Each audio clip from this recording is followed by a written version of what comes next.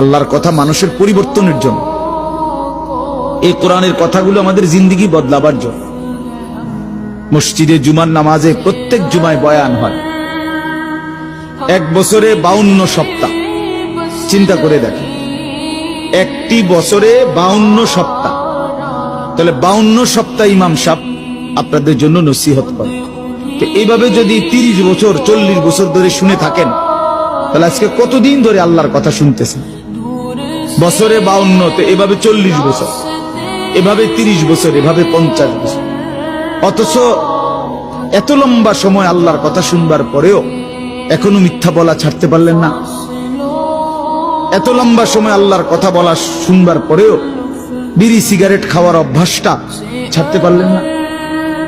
এত লম্বা সময় আল্লাহর কথা শুনবার পরেও চা দোকানের আড্ডা বন্ধ করতে পারলেন না।